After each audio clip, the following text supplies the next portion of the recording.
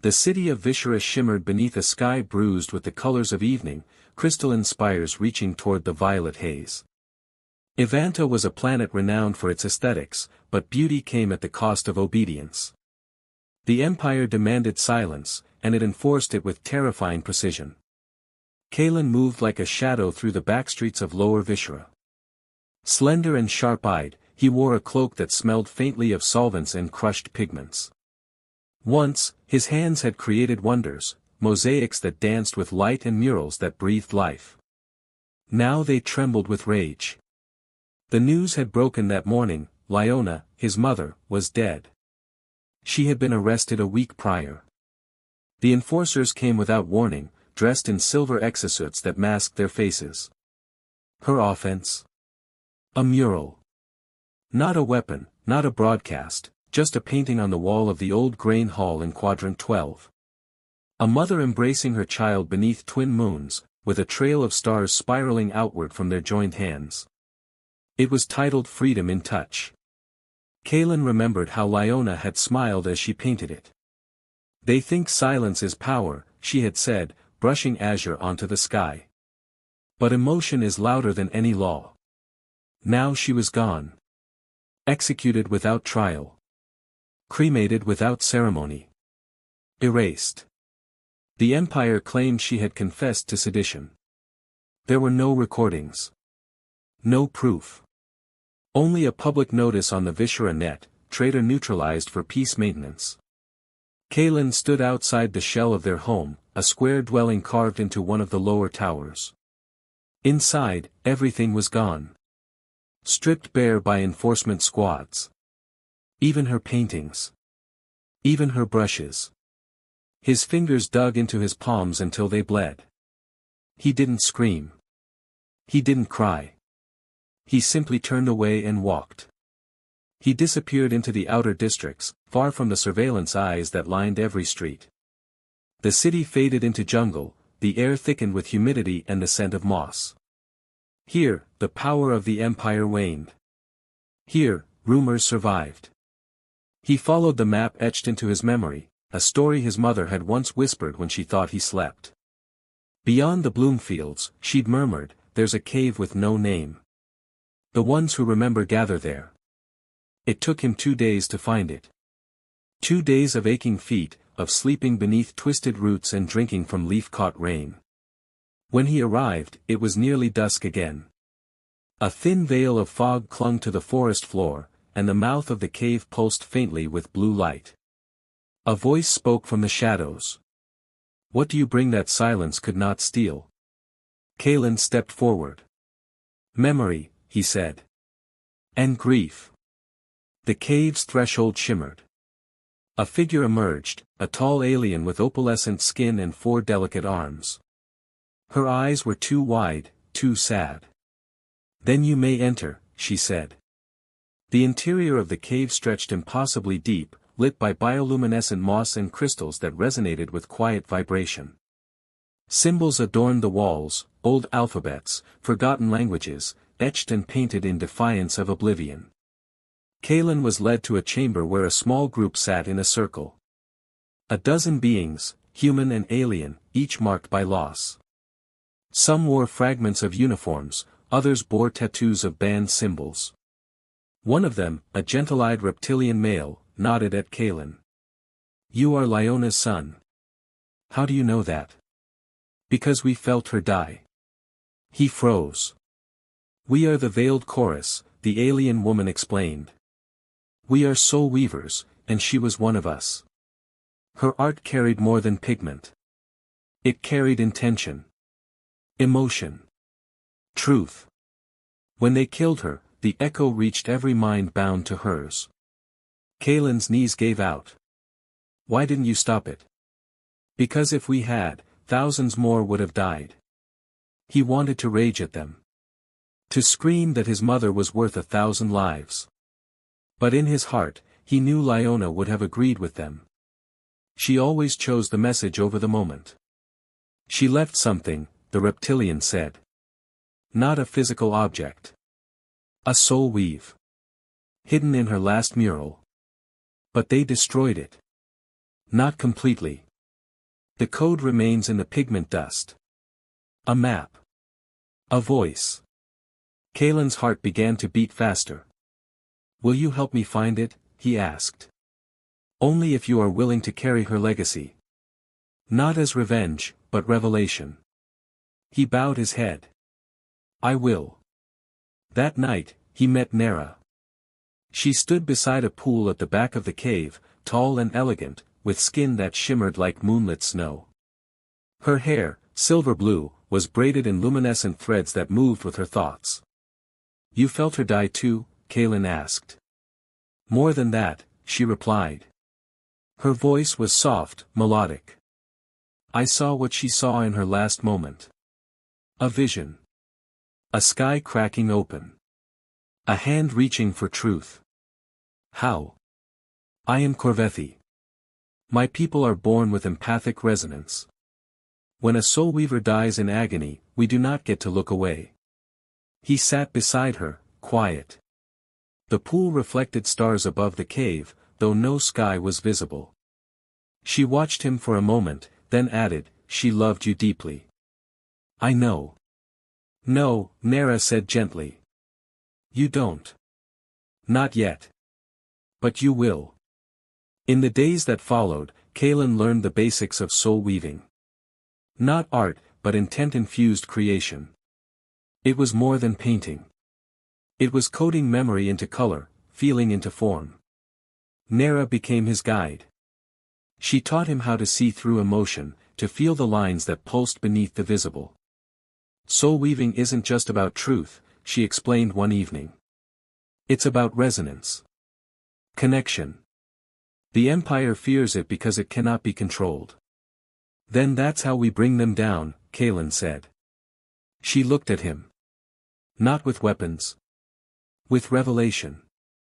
They traced the fragments of his mother's final mural, scattered in the ruined grain hall where enforcers had sealed the site. At great risk, Kalen returned with Nera and the reptilian elder. They broke the seal. The walls were scorched, but the pigment dust remained. Nera closed her eyes and reached out. It's still here. Layered deep. The weave isn't broken. Just buried. Kalen knelt beside her, placing his hand in the dust. A flicker of color bloomed against his palm. A voice, his mother's voice, echoed faintly, if they silence the word, paint the feeling. If they blind the eye, sing the memory. Tears streamed down his face. They returned to the cave and spent days reconstructing the weave. Each color held a frequency. Each stroke a syllable. Slowly, an encoded message took shape. A map. It leads to the archives beneath the Senate Hall, Nera whispered, reading the final overlay.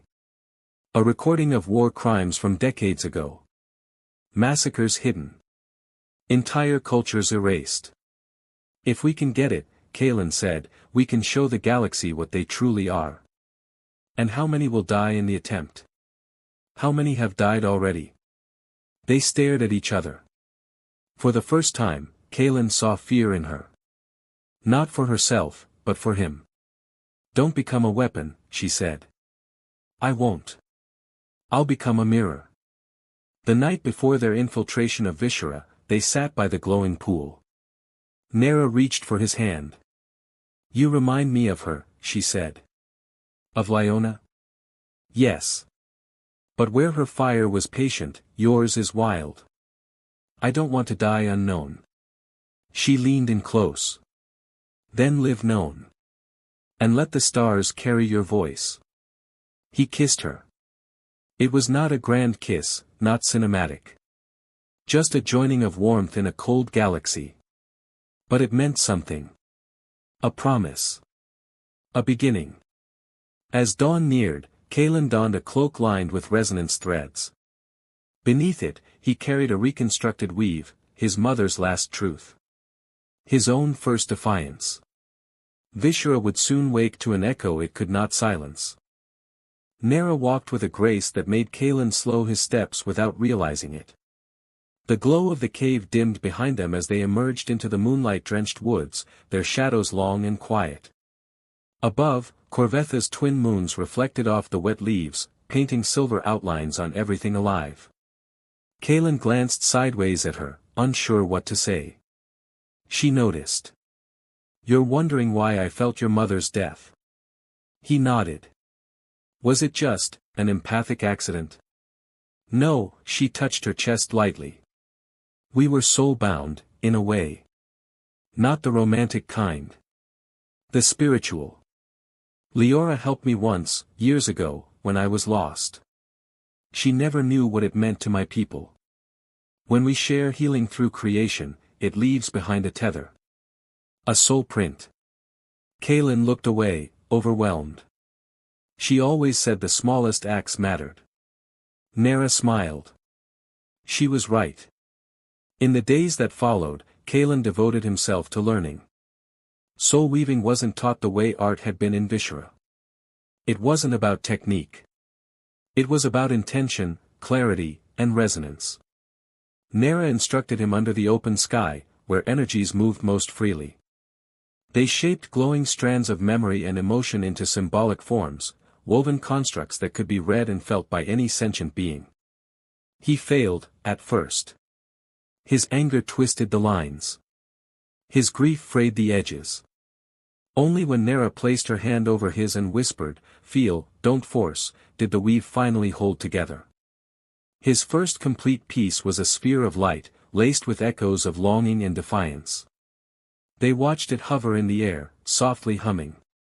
"What does it say?" he asked. "It says you're beginning to heal," she said. Word spread faster than either of them expected. Dissidents and exiles trickled into the cave, not soldiers, but teachers, builders, artists. All had felt Leora's final message when Kaelin and Nera completed her mural again. It had radiated outward, invisible but real, like the scent of rain before the storm. An older woman named Silna, once a senator before the purges, took special interest in Kaelin. "You carry the weight of a martyr's name," she told him. "They'll look to you. Not just for truth, but for permission to believe again." He didn't feel worthy of it. Didn't want it. But everywhere he turned, eyes waited. One evening, Nera and Kaelin sat alone in a grove where fire flowers bloomed, bioluminescent petals that opened only to shared breath. He told her about his childhood. The way Leora had painted the inside of their tiny apartment with nebulae, star charts, and fragments of forbidden poetry. "She made a universe for us," he said. "So I wouldn't forget how vast it could be." Nera traced a glowing line along his jaw. "You speak of her like a star. She was one. Then let her light guide us." Their kiss was slow, like the way the fire flowers opened. Tentative. Luminous. And when she rested her forehead to his afterward, the stars in her eyes reflected ones he'd never seen before. Together, they unlocked the deeper structure of Leora's final mural.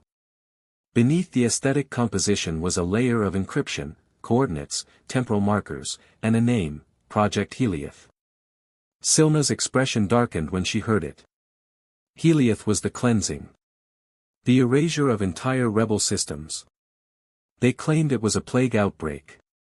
It was mass extinction. Nera's breath caught. And there are records. Buried. Beneath the Senate archives. Kaelin's hands curled into fists. "We get them out. We show the galaxy. Then we begin to strike the first chord," Silna said.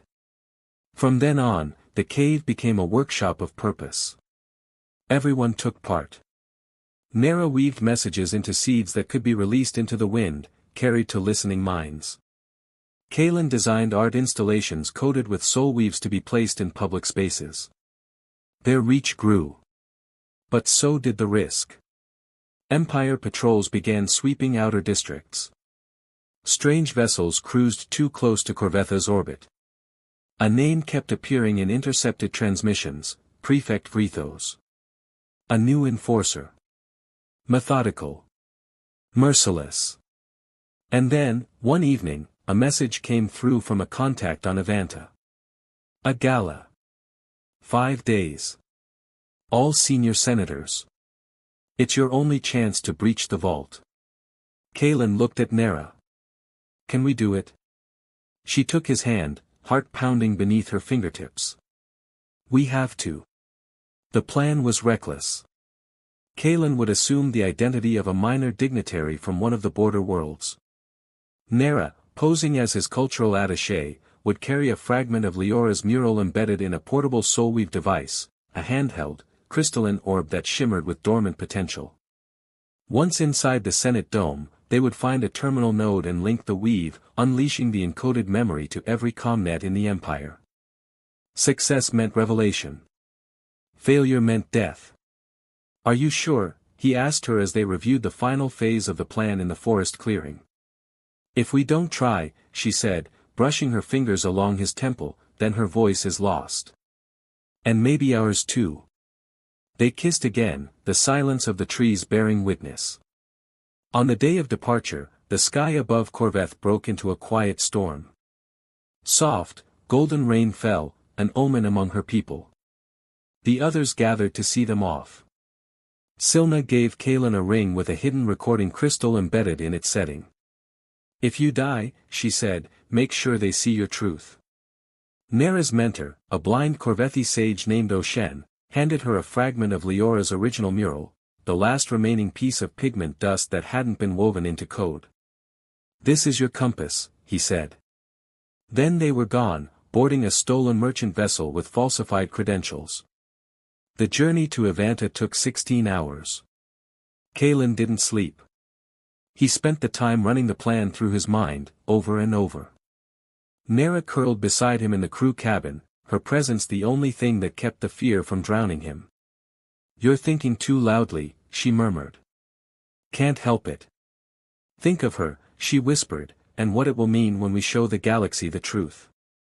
He closed his eyes and saw Leora's face. The gala was a spectacle of arrogance.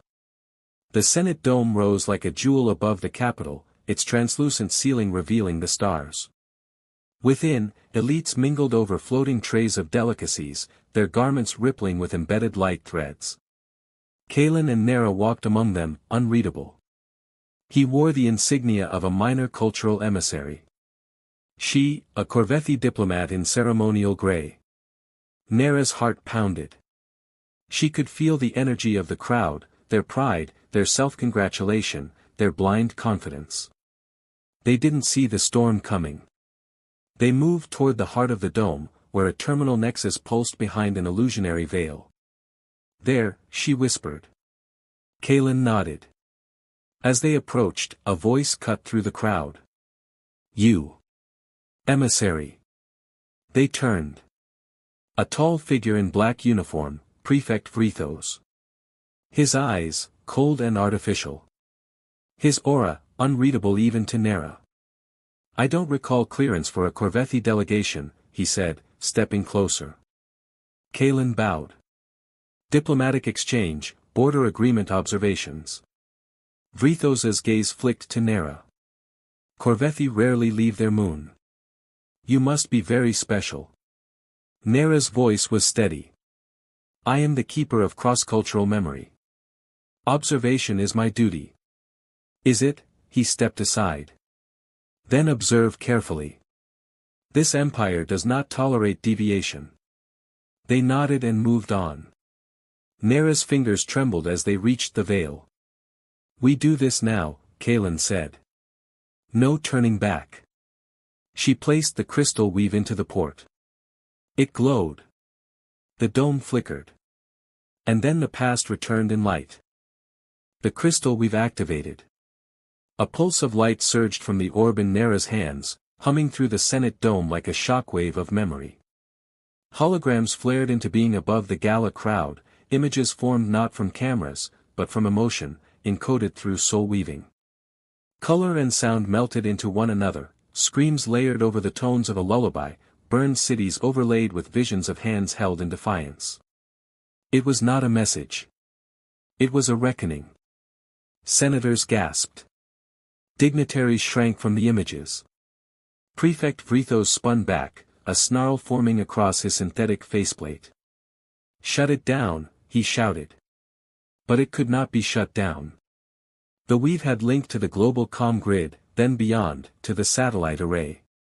Every device on Evanta lit up. Then, in neighboring systems. Then in distant colonies. What Leora had hidden in pigment and grief now surged through every screen and speaker, turning silence into uproar. Kalen stood beside Nera as the entire structure trembled with resonance. He saw tears streaking down the cheek of a senator. He saw a guard drop their weapon and fall to their knees. He saw fear curdling behind the eyes of those who had ordered his mother's execution. Vrithos advanced, arm outstretched, a neural disruptor aimed straight at Kalen. "You think this ends with a mural, boy?" But Kalen didn't flinch. He stepped forward. "No. It ends with you finally hearing us." The shot fired. Pain cracked through his spine like lightning. Kalen collapsed. The pulse weapon hadn't killed him, but his limbs spasmed uselessly. Nera screamed and fell over him, shielding him with her body as chaos erupted. Guests fled. Soldiers pushed forward. But half the guards, shaken by the broadcast, hesitated. Some simply walked away. Nera grabbed the crystal orb again. Its glow had dimmed but still pulsed faintly. She whispered to it. Then she turned to Kalen. "I have to get you out." He could barely speak. "You'll be caught. Then I'll take the stars with me." What followed was a blur of sirens and shouting. Nera fled through the understructure of the dome, carrying Kalen over her shoulders as best she could. Through servant passages and air ducts. Once, she passed a child curled in a supply closet, still watching the broadcast on a wrist hollow, eyes wide and weeping. "Did you see her?" the child asked. "The woman who painted that? Was she real?" Nera nodded, breath ragged. "She was more real than any of us." They reached a hidden service bay. Silna had arranged an emergency extraction route, a cargo shuttle masked under false registry codes. But as they reached the dock, Vrithos was already there.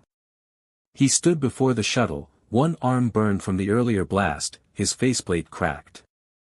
His eyes were visible now, real and glowing with hatred. "You think you'll get away?" Nera stood tall, still cradling Kalen's body. "Not get away. Get through." Vrithos raised his weapon. But before he could fire, the child from the supply closet appeared behind him. A maintenance tool in her hand. She struck his leg with a spark welder, hard. He cried out. Stumbled. Nera surged forward, activated the shuttle's loading ramp, and threw herself inside. The shuttle roared to life. The bay doors split open.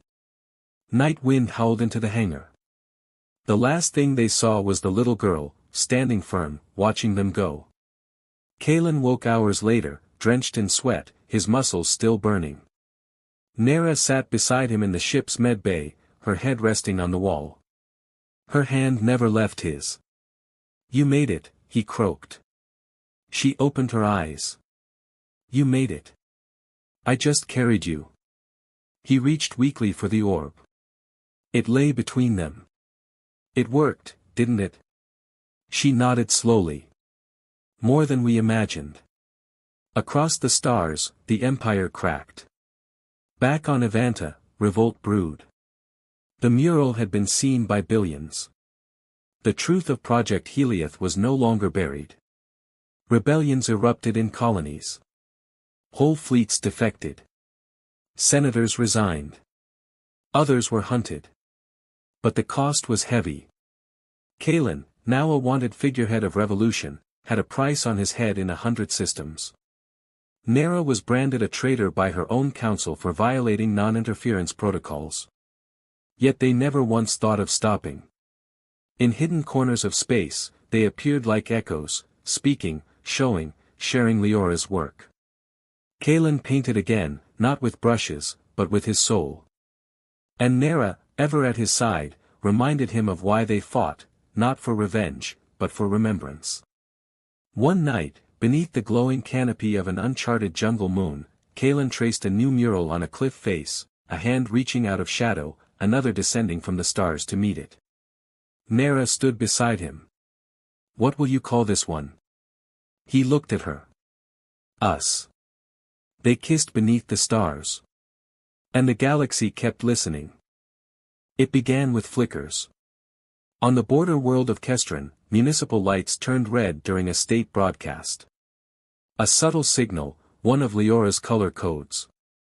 Across the settlement, citizens looked up, then began to sing the band anthem of the silenced. On the mining moon of Dorvex, a mural appeared overnight on the walls of the oxygen refinery, Kalen's handprint, pulsing with soulweave resonance, followed by the Corvethi sigil for truth. Miners gathered. They didn't speak. They knelt and placed their hands beside it. Across the galaxy, dissidents no longer hid. The rebellion ignited not as a coordinated army, but as a chorus. Painters, empaths, memory keepers. They wove their defiance into architecture, sound, and breath. Weapons came later. First came truth. Nera sat alone in a cavern on Kolvarin, wrapping her fingers around a crystal slate pulsing with intercepted signals. The air was cool, the kind that carried a weight of history in its stillness. She watched messages blink across the slate. Kestron, active. Dorvex, active. Corveth, unrest suppressed, now resurging. Ivanta, fractures reported in 3 sectors. And one line that chilled her. Kalen, missing. She closed her eyes. Reached. Their soul bond, formed in secret moments, trembled like a wire strung between stars. He was alive, but in pain. Distant. She touched the line with her mind. "Hold on, love," she whispered. "I'm coming." Kalen had been captured during a supply drop on the Arcos fringe. The patrols weren't Imperial regulars, they were freelancers, mercenaries hired by remaining loyalist governors. He was brought to a decommissioned void prison, strapped to a neural disruptor rig, and interrogated by a man named Varn. Varn wore no uniform. Just gloves soaked in suppressant serum, and a sneer. "You think a painter can bring down the Empire?" Kalen's voice was weak. "I think a truth can." The pain began again. But each time the circuits flared through his spine, he reached for Nera. Not her body. Not even her voice.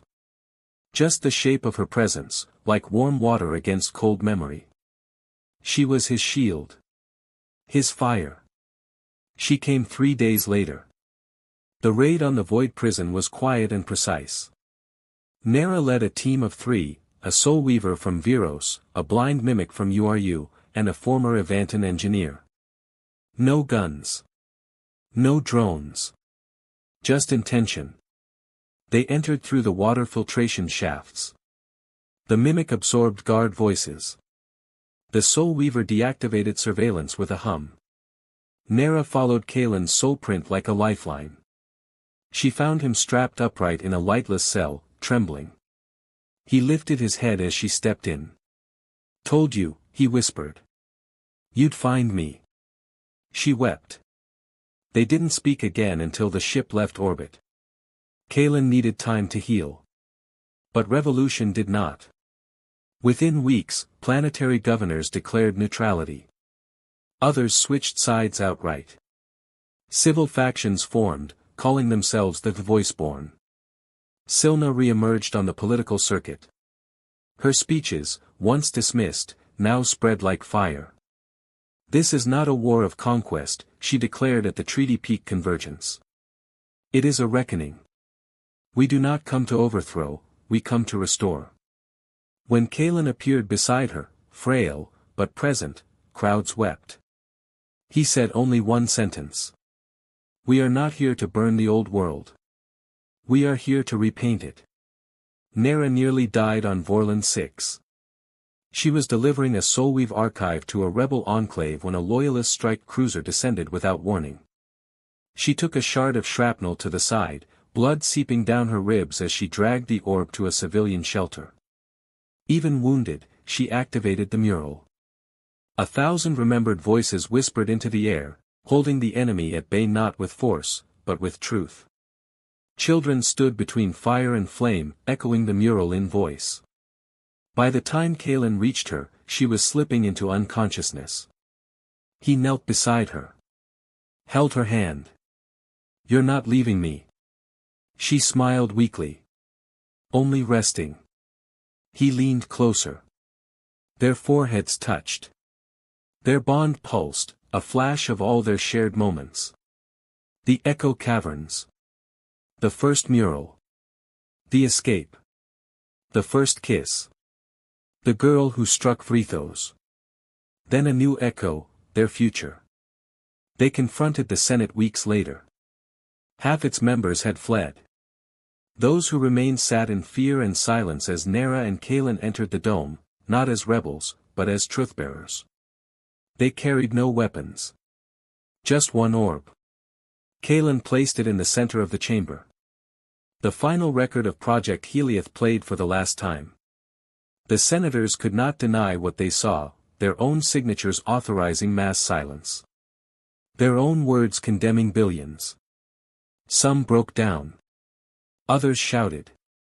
One tried to flee and was stopped by a guard now loyal to the Voiceborn.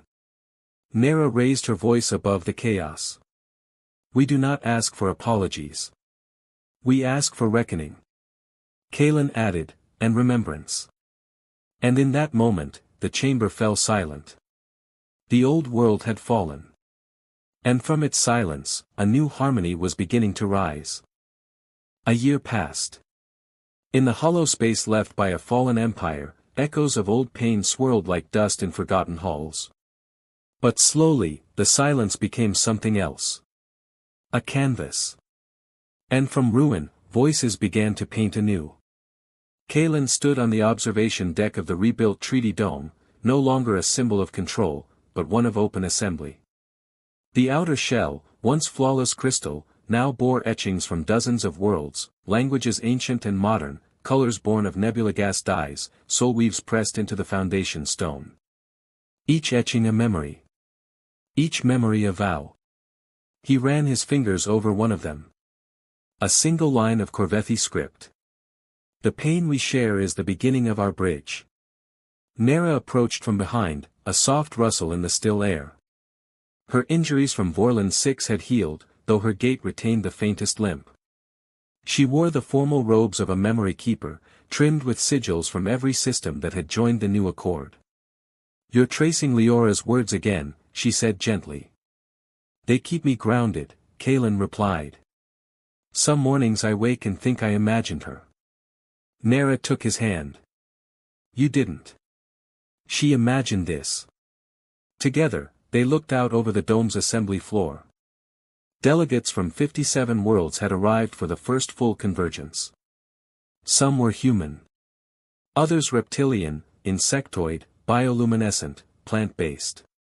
But they spoke the same language now, not of dominance, but of resonance. Kalen and Nera were no longer fugitives. They were founders. The new coalition did not call itself an empire. It had no emperor, no singular throne. Instead, it had the chorus. A council of 9, each from a different origin world, elected not for power, but for emotional integrity and cultural insight. Their voices guided policy not through decree, but through narrative. Every ruling was paired with a story, every law with a memory. Enforcement came from communities, not soldiers. And at the heart of this fragile, humming order stood the Echo Archive. A living gallery. A soulweave network stretching across the stars. Anyone, from any place, could contribute a memory, a grief, a joy, a truth. It pulsed and shifted constantly, ever growing, ever reminding. Leora's mural was its first entry. Yet peace was not perfect. From the edge worlds came murmurs, enclaves who felt left behind, who had survived the empire but distrusted the chorus. Rogue captains from loyalist fleets still lingered in deep voids, waiting. Others feared the soulweave itself, called it magic, or worse, mind control. Nera met these doubts with listening. Kalen met them with art. They traveled again, not as rebels but as builders. On Mavrin, Kalen helped children paint their town square with images from lost mythologies.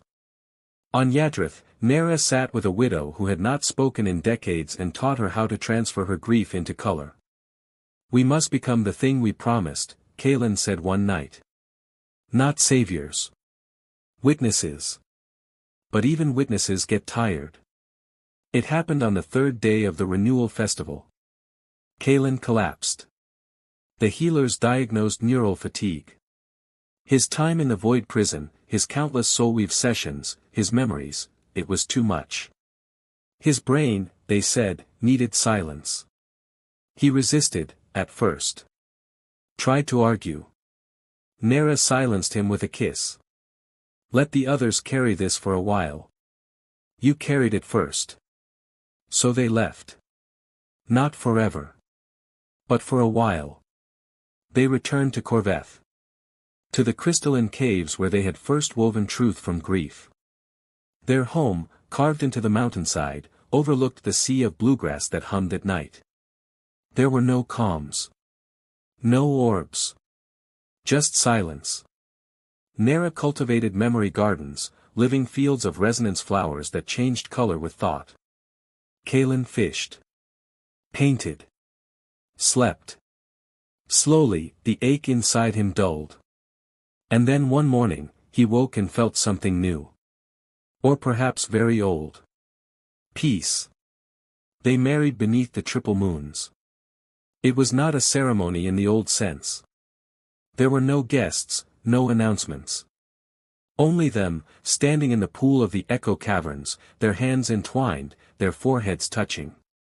Nera whispered the Corvethi binding song.